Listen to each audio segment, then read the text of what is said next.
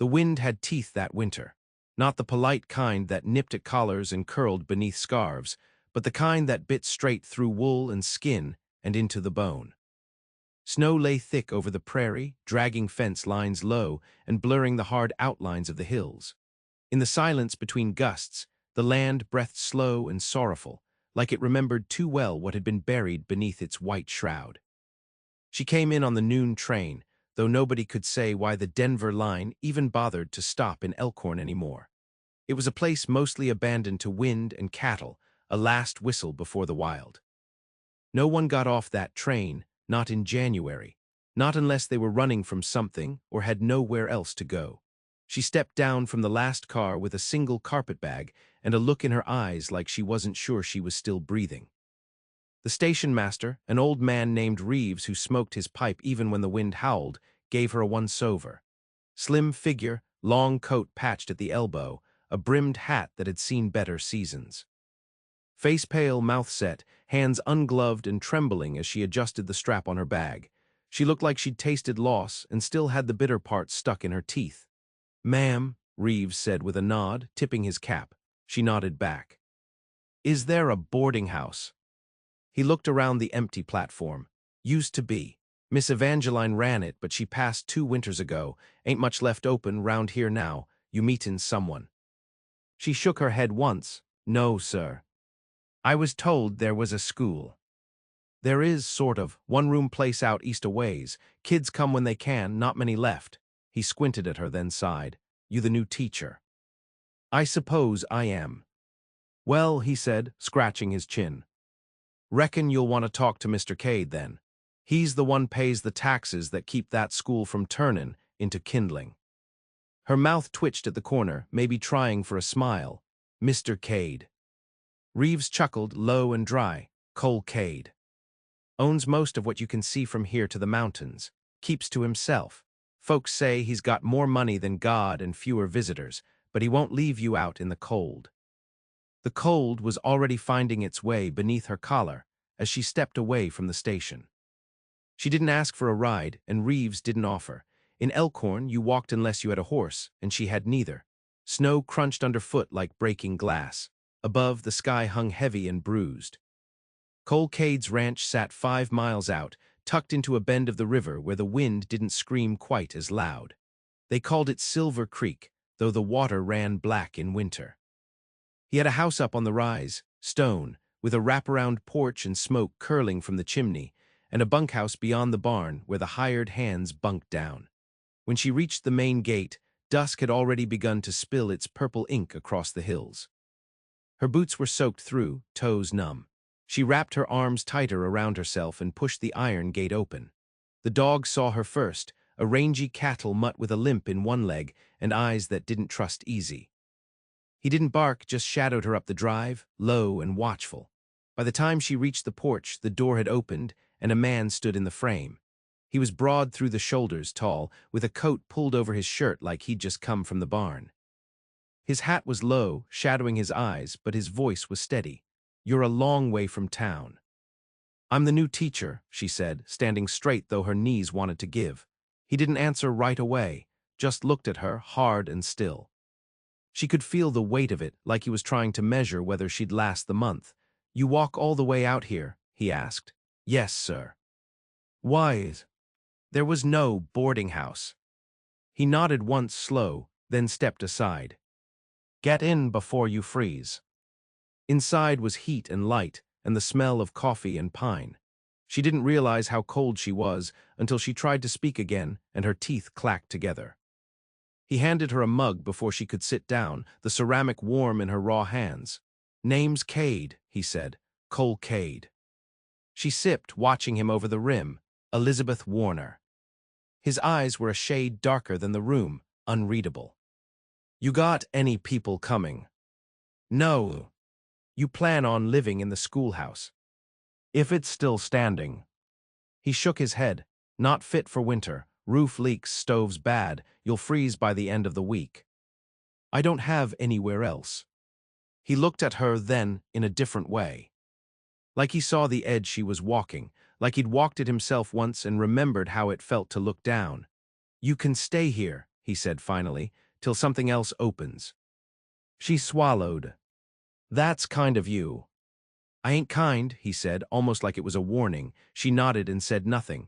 The silence settled thick as snow between them, but it wasn't cruel, just quiet, careful. That night she slept in a room with a fire already lit and blankets that smelled of cedar.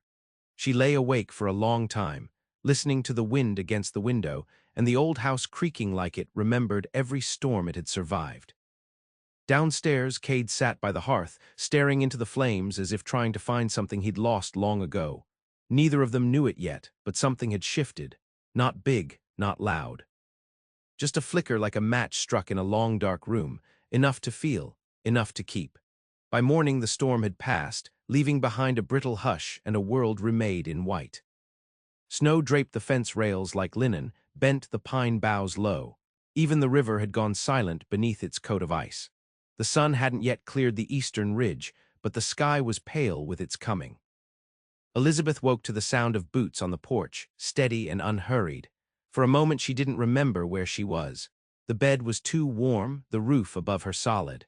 When it came back to her, it was like surfacing from deep water. She sat up slowly, tucking the wool blanket around her shoulders. Downstairs, the house moved gently to life. She smelled coffee again, and something faintly sweet, cornbread or molasses, she couldn't tell. She dressed quickly, fingers still clumsy from the cold, and made her way down the narrow stairs. Cole was in the kitchen, coat shrugged off, shirt sleeves rolled. He moved with the kind of quiet efficiency that didn't ask for company. He looked up once, nodded, "Morning." She hesitated at the threshold, "Good morning." "There's food on the stove, help yourself." "Thank you." She poured coffee, buttered a piece of the skillet bread cooling on the counter.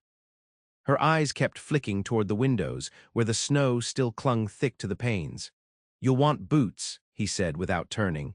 "Those won't last long out here." She glanced down at her city shoes, the toes still damp from yesterday. "I had to sell the rest." He didn't ask why, just said, "There's a box in the back room, might be a pair close to your size." She ate standing up, unsure where to settle. The house wasn't grand, but it was solid. The kind of place built to outlast both men and weather.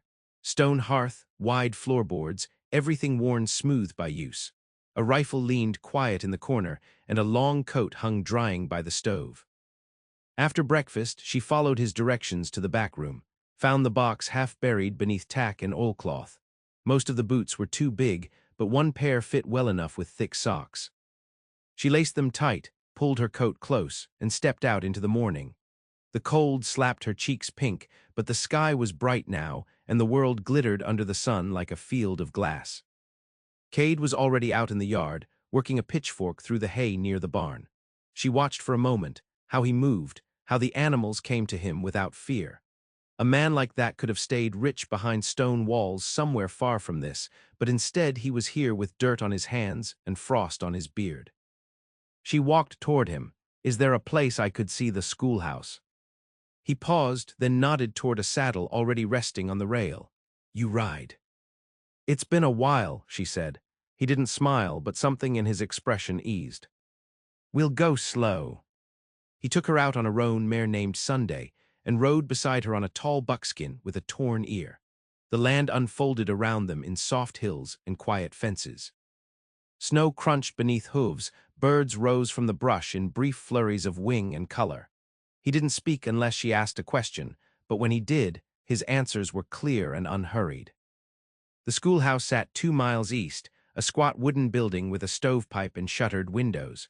The porch was bowed, but the door opened smooth. Inside was dust and cold and the hollow echo of old voices. Rows of desks still stood, chalk brittle on the slate. She ran her hand along the windowsill. "It's better than I thought." Cade tested the stove, nodded to himself. "Needs fixing. I'll send one of the men out with new pipe and cordwood." "You don't have to." "I know," he said. She looked at him then, really looked. He wore silence like other men wore armor, but it wasn't hollow. It was full of things unsaid. "Why do you keep it open?" she asked. "The school." He shrugged. "Somebody should." She didn't ask more. just watched him as he checked the roofline and scouted the weak planks in the floor.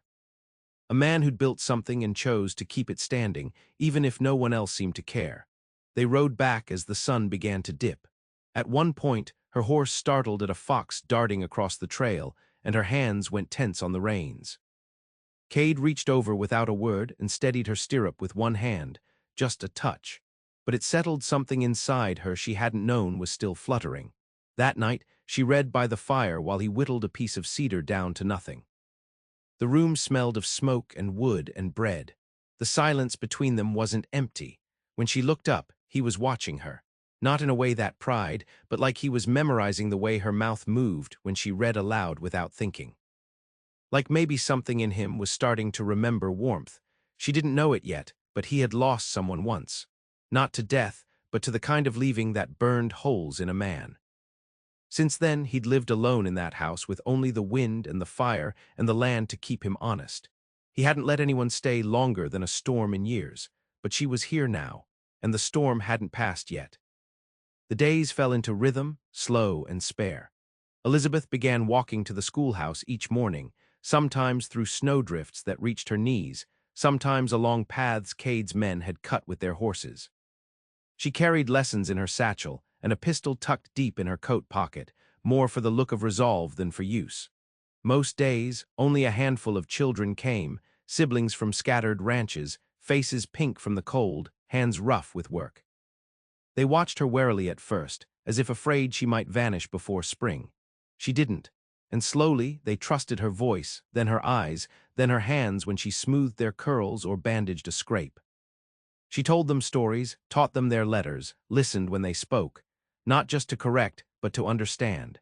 In the evenings, she returned to the Cade place with her skirt stiff from frost and fingers numb. Always there was warmth waiting, a fire crackling, a kettle steaming, the dog curled near the hearth. Cole never fussed, never asked questions she wasn't ready to answer.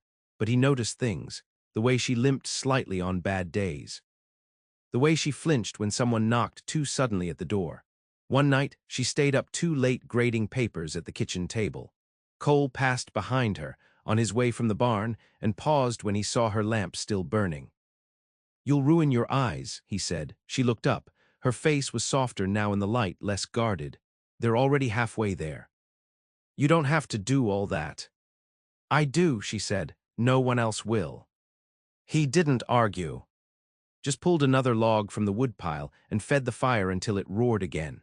By February, she could tell his footfalls from any other sound. Could read the shifts in his jaw, the way his mouth tightened when old pain stirred. He never spoke of it outright, but some truths don't need naming. She saw it in the way he stood at the edge of gatherings, always facing the wind. In how he never let the fire go out, even when the nights grew warmer. He had money, that was certain.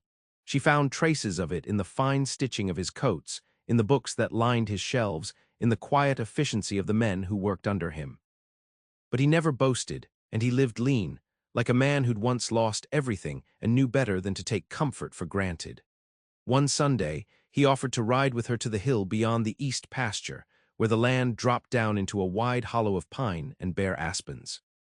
They sat their horses side by side, neither speaking for a long time. Snow clung to the branches in delicate arches, and a hawk wheeled overhead. "I used to come here," he said finally, voice low. "With someone I loved." She turned slightly, not to press, only to say, "It's a good place." He nodded, too good for the way things ended. She waited, not for an answer, but for whatever he needed to give. She wanted a different life, cities. Lanterns in the street, not this. Elizabeth didn't speak, but her gaze was steady. She left without a word, took her laughter with her, and the fire. I didn't light it again for months. A pause, the hawk cried once high above. "Why are you telling me this?" she asked, her voice barely more than breath. "Because you walked through a storm to get here, and you've stayed. That means something." She looked away, blinking fast against the sudden sting in her throat. "I stayed because I didn't know where else to go." That's not the same as running. They rode back in silence, but the air between them had changed. Not clearer exactly, just heavier with what was understood. In the weeks that followed, the snow began to retreat, Not all at once, but in patches, brown grass pushing up like hope. Elizabeth moved more easily now, her face fuller, her laugh less rare. She began planting seed trays on the windowsill, coaxing green from the frozen earth. Cade helped her carry in soil one evening, dirt under his nails and a quiet contentment on his face. "You're making something grow," he said. "I'm trying." That night he brought a small wooden box from his room. Inside were letters, faded, some torn at the edges. He set them on the table and said only, "If you want to know who I was before, it's in here." She touched the top of the stack, then drew her hand back. "I will when I'm ready." He nodded once, and she saw the edge of a smile before he turned away. Spring was still weeks off, but something had already thawed, not just in the earth but in them, not love, not yet, but the shape of it. The shadow it cast across the floor. March came with mud, and with it, the first signs of new life. Calves staggered on trembling legs in the low fields, and robins made wet nests in the eaves of the barn. The snow melted in slow rivulets, carving paths through the pastures and swelling the creek until it ran dark and fast again. Elizabeth watched it all from the schoolhouse window, chalk in one hand, a child's rough spelling folded in the other. One afternoon, she stood at the threshold long after the last child had gone home, listening to the wind push through the dry grass. She pressed her hand to the doorframe and closed her eyes. "You were a long time," came Cole's voice behind her. She turned. He stood by the gate, reins slack in one hand, the other resting on the horn of his saddle. The light touched the edges of his face, casting him in the kind of gold that made things look softer than they were. "I stayed to fix the stove pipe. It was leaking smoke again. I would have sent someone." "I know," she said, "but I needed the quiet." He didn't ask why, just offered his hand as she crossed the yard. She didn't take it, didn't need to, but the gesture lingered between them. That evening, a letter arrived. The post only came twice a month, carried in on horseback by a man who spoke little and rode fast. Cade set it on the table without a word. Elizabeth turned it over, recognizing the seal before she even read the name. "From back east?" he asked. She nodded. Her mouth had gone dry. "You don't have to open it." She did anyway. The letter was brief. A cousin, or what was left of one, the estate settled, debts unresolved. The school had found her through some record. They were offering her a position in St. Louis, warmth, structure, salary. It felt like a door swinging open to a life she had almost forgotten to miss. She set the letter down. The fire popped, loud in the hush. "You going?" Cade asked. "I don't know." He looked at her then, hard, not unkind. Just like he was bracing himself. "I told myself I wouldn't ask anything of you," he said. "You've earned your right to choose." "And you're not asking now." "No," he said, "but I won't pretend I don't care which way you go." She stared at the letter a long time after he left the room. Her fingers trembled just enough to make the paper flutter. She didn't answer the offer, not that night, not the next. Days passed with new weight, quiet moments thick with what neither of them spoke aloud. She still taught, he still rode. But their eyes met less often, as if afraid of what they might find there. Then one morning a child didn't arrive. Sammy, age 7, his older brother showed up near dusk, breathless and soaked with river water. "He went after the calf," the boy gasped, "fell in near the old bridge." Elizabeth was already reaching for her coat. Cade was out the door before she spoke his name. They found the boy 2 hours later, huddled in a thicket just beyond the current, knees scraped, eyes wide with cold. Cade carried him out in his arms, Elizabeth walking beside him, her hand pressed to the boy's back to keep him awake. They didn't speak until the child was wrapped in blankets beside the hearth, warm broth trembling in his hands.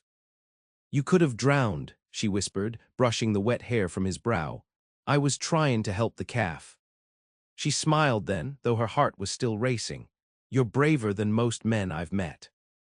Later, when the boy had gone home and the quiet returned, she found Cade outside, chopping wood in the last light. She crossed the yard and stood near, close enough to feel the heat rising from his skin. "I'm not going," she said. He paused, axe raised. "You sure?" "Yes. Why?" She stepped forward, close enough now to see the flecks of sawdust in his beard, the fine line that curved through his brow where an old wound had healed. Her voice was low, steady, because there's something here worth staying for, not easy, not safe, but real. He let the axe fall, turned to her. Elizabeth. She touched his arm, not to stop him, just to be near. You don't have to say anything. But he did, eventually, just one word. Good. They didn't kiss, not then. That would come later. For now, they stood in the yard with the dusk deepening around them, the fire inside still burning, and the wind curling soft through the grass. It was enough, the knowing, the staying, the quiet promise in the way their shadows touched. Spring deepened like a slow breath. Grass returned in green patches, cautious but certain, and the trees wore their first fragile leaves like hope that hadn't yet hardened into certainty. Birds returned to the fields, and the air filled with the hum of waking things. Life stirred not in shouts, but in the rustle of saplings and the creak of thawing wood. Elizabeth no longer glanced behind her when she walked alone. She wore her skirts a little lighter, her stride a little freer. The schoolhouse bloomed under her touch, window panes scrubbed clean, desks mended, a new garden bed dug beside the porch where the children helped plant beans and marigolds. Cole watched all this quietly. He didn't press himself into her days, but somehow he was always there, hauling fence posts near the schoolyard, mending the roof, leaving a wrapped sandwich on her desk when she worked late. Small things, steady things. One afternoon, she found him fixing the bell tower, sleeves rolled, sweat gleaming at his temples. "Didn't know you climbed ladders," she said from below, shielding her eyes from the sun. "Only when something's worth hearing." She laughed then, and the sound startled them both. That evening, they sat on the porch as a warm breeze stirred the lantern's flame. She held a mug of coffee between her palms, the same way she had that first night, though now her hands were steady. "Do you ever regret it?" she asked. He turned toward her. "Regret what?" "Staying here, choosing this life." He was quiet a moment. Then, sometimes, when I'm alone too long, when the sky goes gray and stays that way, but not lately. She nodded. A long silence stretched between them, easy now. "I used to think peace meant stillness," she said, "but now I think it's more like space, to breathe, to be seen." "You are," he said simply. A few days later, they rode out together before sunrise. No reason, just the restlessness of soft weather and unsaid things. The hills were gold and green beneath the first light, the river a silver ribbon curling through them. They stopped at a ridge where the land fell away in all directions.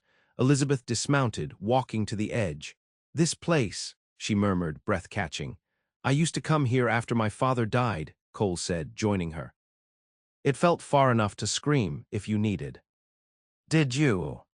He shook his head. "No, I waited, until the hurt grew quiet." She looked at him then, eyes full of something that wasn't pity. "I didn't scream either," she said. "But I wanted to." A gust lifted her hair, and he reached out to tuck it behind her ear. He didn't draw back right away, and when his hand brushed her cheek, she leaned into it. When they kissed, it wasn't sudden. It had been building in the silence between them, in shared glances and firelight, in the weight of care without expectation. His mouth was warm, steady. Her hands rose to his collarbone, then stilled there. When they parted, there were no grand words. Just the way he looked at her, as though something in him had finally found home. In the weeks that followed, nothing changed, and yet everything had. She still taught. He still rode the fences. But there were more dinners shared, more mornings where their hands brushed at the coffee pot. He built her a trellis for the schoolhouse garden, carving her initials small into the base. She found a copy of his favorite book and read it aloud to him on rainy nights, her voice weaving between thunder and the sigh of settling timbers. One evening, after a long day spent planting, he took her hand across the table. "I don't know what to offer you," he said.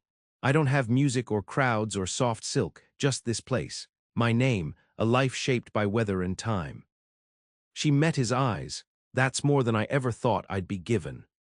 He stood then, pulled her to her feet, held her like the answer to a long-asked question. Outside, the night deepened, but inside the house, the fire was bright. By June, the land had come alive in full. Cottonwood seeds drifted like snow along the riverbanks, and bees moved heavy with pollen between the wildflowers that now ringed the porch. The sun stayed longer in the sky, stretching the days wide and golden. And in that warmth, the last of what had been hidden began to emerge. Cade had cleared a space behind the barn where he began building a small structure. When Elizabeth found him there one morning, he handed her a pencil sketch on a sheet of brown paper: walls, a porch, 2 rooms, 1 stove. "A house?" she asked. He shrugged, not looking at her. "A schoolhouse deserves better than a lean-to. And if you're going to stay, maybe you'd like a place of your own, close but yours." She traced the lines with her eyes. "You think I'll still want space?" "I think we both know the worth of silence," he said. "But silence doesn't have to mean apart." She looked up at him, this man of earth and ash, shaped by loss and season, and nodded once. They worked on the house together, he with his measured hammer strokes, she with her careful eye for the window that would catch the morning sun. Children came on weekends to help paint the shutters, leaving handprints beneath the sill in every shade of laughter. One evening, as they sat inside the half-built frame, eating bread and apples with their backs against the bare wall, Elizabeth asked, "What do you want this to become?" He looked around, thoughtful. "A place you don't have to leave." She didn't answer with words, just rested her head on his shoulder. When midsummer came, the children surprised her with a pie made from early blackberries and a song they'd written about the school. She laughed until she cried, and when she turned to Cade, his eyes were already on her, full of something that looked like awe. Later, as the stars came out and the fireflies lit up the fields, they walked the property hand in hand. She spoke of dreams, not wild ones but quiet ones, a rain barrel for the garden, a second shelf for books, a place where lost souls might find steadiness. He spoke, too, not often, but with care. Of the land, of his mother's voice, of how her presence had begun to soothe parts of him he hadn't known were still raw. He told her he had once believed peace was a thing a man had to earn through pain. But she had shown him it could be chosen instead, built piece by piece, with patience and trust. That night, in the warmth of the home they now shared, he lit a single candle and placed it on the windowsill. "For the dark," he said. And she answered, "We have each other for that." The seasons turned. The land cycled through flame and frost, bloom and bare, but within that rhythm they remained. Strong, steady, not perfect. There were days of silence, days of sorrow, but never again was there the kind of cold that could drive a soul to disappear. The children grew, the town stirred, new families came, and from that first spark struck on a frozen evening a fire had caught, quiet, enduring. In the end, the house stood with its windows facing east just as she'd wanted. Morning light flooded the kitchen where coffee boiled. Outside, the fence lines held and the garden bent heavy with fruit. Inside, their love wasn't loud, but it was vast, and it was enough. They never spoke of rescue, only of finding. Of recognizing in one another the place they had been walking toward all along. Of choosing, every day, to stay.